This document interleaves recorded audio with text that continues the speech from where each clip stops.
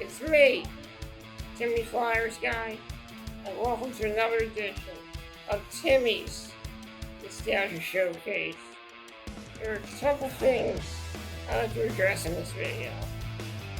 Now usually, when I do these episodes, you don't usually see my face. When I do these episodes, I have a clip of pictures that I look at where I talk over the pictures to narrate stuff about them. This is my first time doing an episode where you can see my face. I also want to say that I'm going to start doing episodes not just on Sunday, but on Saturdays too. So I've decided that since today is Saturday, I'm going to start having episodes of Timmy's Nostalgia Showcase on Saturdays and Sundays. So, in today's episode, I'm going to talk about a band, a rock band in the 1990s. This video will transcend into the 1990s, transcend from the 1990s into the 2000s.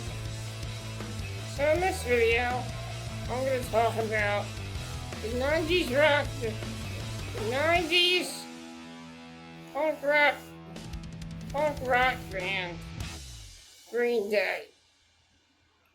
Green Day was formed in Berkeley, California. I would say around 1989. Before they were called Green Day, they used to be called the Lookouts. And then they were also called Sweet Children. Many years later after that, around 92, 89, they decided to just call the band Green Day. I got into Green Day in the 2000s, and it was late. I'm a fan of Green Day at the age of 18, and it was, not 18, I would say 17. When I was in high school, I had a CD player, and I would burn CDs. And I had Basket Case by Green Day on the CD I made. And that was my first journey into Green Day. I even started downloading other Green Day songs as well. And I became hooked on the band. At first, I caught wind of Green Day when I was younger, when my sister was looking through the channels, and there was a Green Day video playing on MTV. And around this time in 2003, I heard When I Come Around on 93.3 WMLR. And that's when I first started to really discover the band Green Day. 2004 was another part of my discovery of Green Day. And then all of a sudden, a new album for Green Day came out in 2004. That album was American Idiot. Now, American Idiot, that album was released in 2004. The first word I got about this album, it was around September. It was around September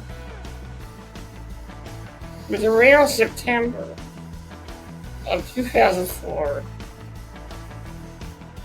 And during the time the album got released. American Idiot was a great album with so many great hits, such as Wake Me Up When September Ends, American Idiot, Jesus Suburbia, and many great tracks. My dad got me this album in 2004, along with another Green Day album, which I'll be talking about once I get done with this segment. American Idiot was one of my favorite albums. Wake Me Up When September Ends was a beautiful ballad. Jesus to Suburbia was a great song as well. It might have been long, but the song was so good. You didn't care how long it was, because you loved it, you enjoyed it, and the first time I heard the title track American Idiot, I was walking around my neighborhood, around the local deli. The Hers delivery guy came to the deli, and the tune of American Idiot was playing on his radio as he was listening to 93.3 WMMR. This album, the hype was real. The songs were great. Just how the whole band put everything they had into this album was a true testament of how hardworking Billy Joel Armstrong, Mike Dirnt, Trey Cole, and all the members of Green Day put such a great effort into this album. American Idiot was one of my favorites, and one of the albums that got me into Green Day. There was another album that I liked that got me into Green Day. Now, American Idiot was the only album that my dad got me. The other album was the 1994 Green Day album. Their first album, I wouldn't say it was a first. They had one in 92. But Dookie was one of their first albums, released in 1994. The album that made people take notice was hip hop rock group Green Day. My dad ended up giving me American Idiot and Dookie at Best Buy. Now, I think I do have a commercial of that as well. Now, I'm not going to be playing the sound on these commercials, and I'll be talking over these commercials because I do not want to get a copyright strike. So if I have a commercial playing and the songs are playing, then I will definitely get a copyright strike. With that being said, the next album I got was the album Dookie. So, like I said, the next album I got was the 1994 Green Day album. And that album was called Dookie, released in 1994. And this album was such a great album, and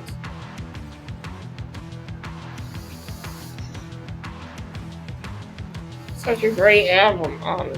So many great tracks on this album, and I was glad that I got this in my Green Day collection. I decided to collect Green Day CDs, and this was one of my favorite CDs. I loved American Idiot for its new wave, for its new type of, I just like the new direction that Green Day was going in, but I also admired the classics. And Dookie was a classic album, with songs like Basket Case, When I Come Around, She, Longview, and many other great tracks on this album. I enjoyed this track. Whenever I was having a bad day, I would always listen to Green Day.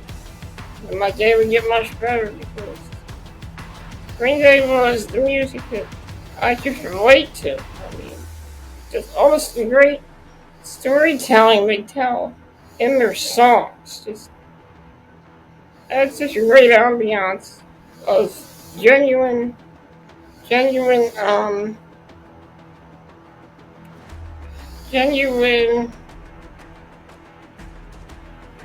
genuine, nostalgia. And this album was one of the best albums.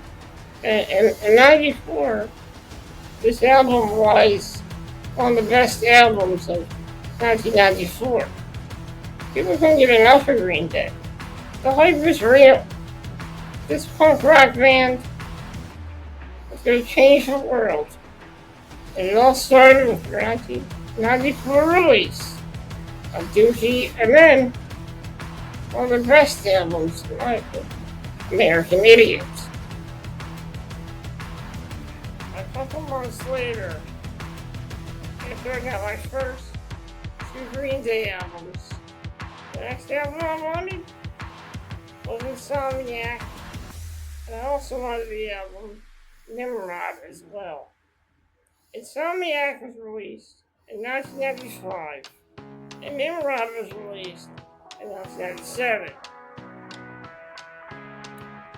I finally was able to get these 2 CDs on my birthday on December 8th, 2004. I got Green Day's Insomniac on my birthday. And then on Christmas, I got Nimrod, and then I got another album during Christmas time. That was the 2000 release of the album, Warning.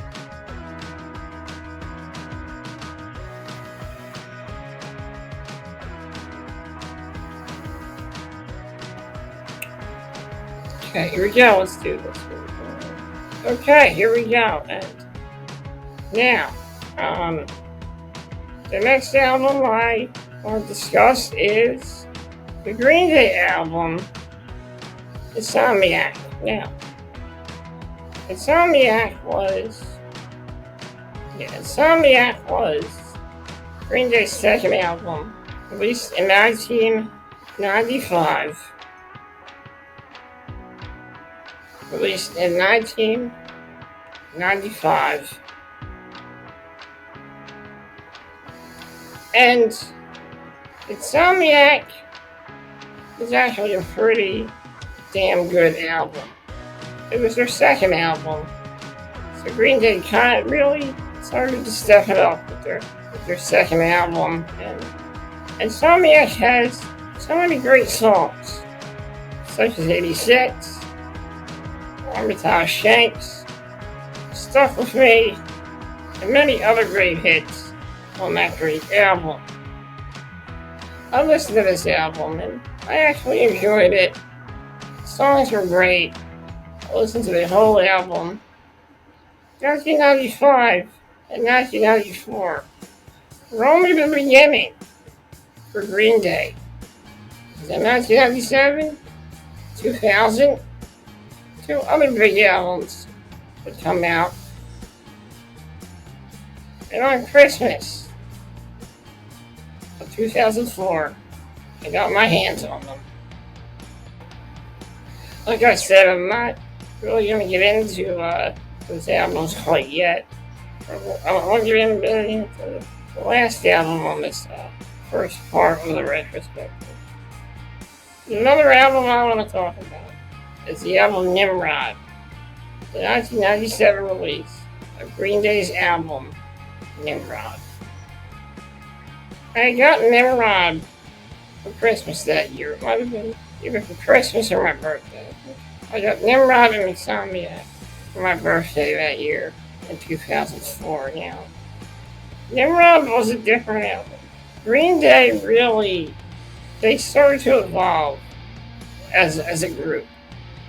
They may have been criticized for their change of direction or their change of music.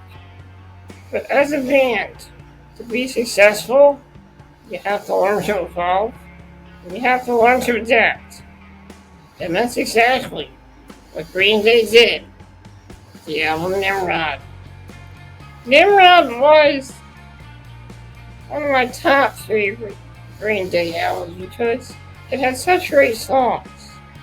It's scattered, redundant, Nice Guys Finish Last, Hitching the Ride, and one of my favorite tracks on that album, Good Riddance, Time of Your Life Ballad, sung by lead singer Billy Joe Armstrong. The song was a hit. And believe it or not, this was my graduation song in 2004. Unfortunately, I don't have any footage of that, but I do have the memory of when that happened. With that being said, after getting Nimrod, the next album in my collection was the album Warning.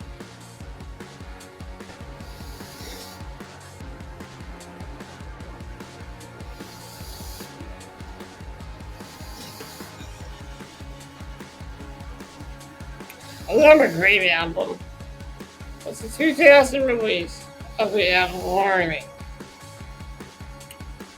Now, Warning was released in 2000. I got that album on Christmas of 2004, and Warning was such a great CD. Green Day had evolved even more. Warning had a different sound than their previous albums. Many of their songs had different instruments, such as the saxophone. And also, it sounds similar to the Beatles. Many of their songs had that distinct old-time feel to them. Songs like Warning, Castaway, Blood, Sex and Booze, Fashion Victim, Waving, and many other great Green Day songs were featured on this great album. This was their first album. Green Day just kept evolving, and this album was an indication of their evolution over the years. Green Day had that 90s sound. They wanted to update it into the year 2000. So they evolved. They got better. And the music was selling out stores worldwide.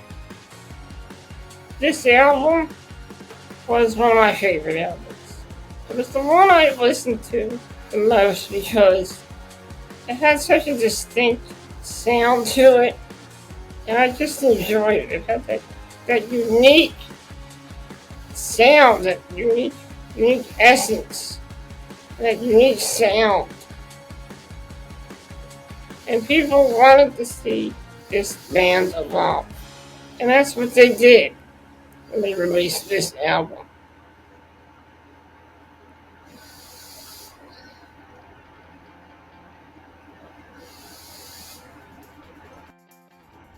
And that's my retrospective of my Green Day collection. But this was only the first part. In this part, I talked about how I got into Green Day in 2004. In the next part, I'm going to call the next video The Summer of Green Day. Because in the summer of 2005, I increased my collection in the summer of 2005. And I'm going to title that video The Summer of Green Day. Not necessarily The Summer of Green Day for the band, but The Summer of Green Day, because that is where I increased my Green Day collection. In the next video, it'll be my Green Day collection retrospective. Part 2. Part 2. 2005. The summer of Green Day. I'll see you guys next time. Thank you for joining me. I'll see you in the next episode of Timmy's Nostalgia Showcase. That episode will be tomorrow, which will be Sunday. So stay tuned for part 2 of that episode. Coming up tomorrow, exclusively on the Timmy Flyers Guy YouTube channel. Guys, thanks for joining me here on Timmy's Nostalgia Showcase. I'll see you next time.